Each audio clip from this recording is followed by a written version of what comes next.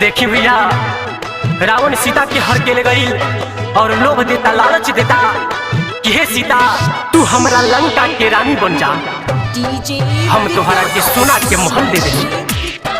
लेकिन सीता कहली कि हमरा पाप लागी, काहे कि हमार राम ही हमरा खातिर भगवान बारे।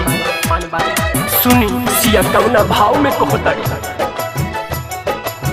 हमरा जो बाड़े निर्धनवा पलमुआ, हमरा जो बाड़े निर्धनवा पलमुआ, ना बाड़े धनवान हो। टूटही मड़हिया में बाड़े मोरे राजा जी, टूटही मड़हिया में बाड़े मोरे राजा जी, उहे बाड़े भगवान हो। टूटही मड़हिया में बाड़े मोरे राजा जी।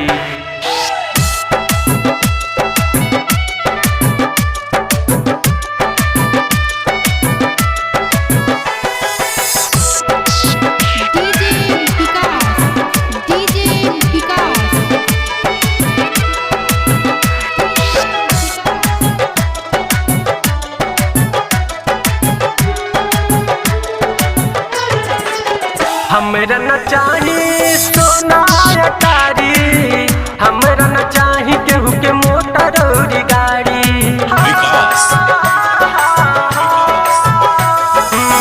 हमरा न चाही सोना अटारी, हमरा न चाही केहू के मोटर और गाड़ी। अपना बलमुआ के चरण दबाइले, अपना बलमुआ के चरण दबाइले, ओही में चारों धाम हो।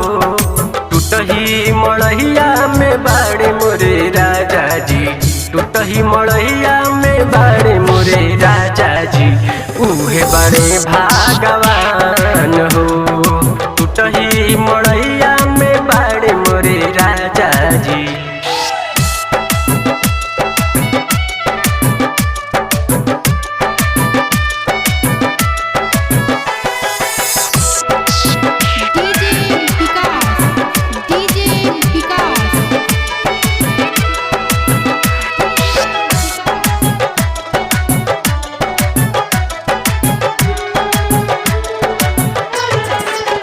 और बुझ खरबोजियान सब भाई, राजा के बेटी भिखारी संग गई।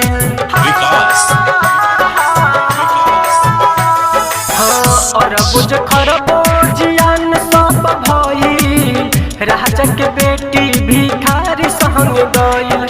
उ मोर राम हउए हमने क सीता, उ मोर राम हउए हम हई सीता, दिल में बाटे अरमान हो। टूटही मड़हिया में बाड़े मोरे राजा जी, टूटही मड़हिया में बाड़े मोरे राजा जी, उहे बड़े भगवान हो। टूटही मड़हिया में बाड़े मोरे राजा जी।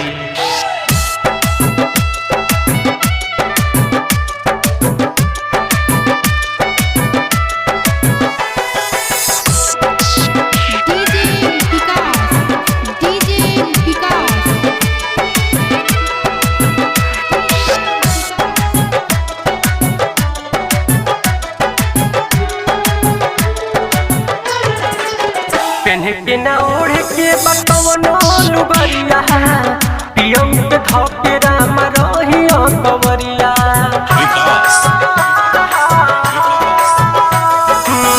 पेन्हे के ना ओढ़े के बतवनो लुगरिया, पियम के धोके राम रहिया कवरिया।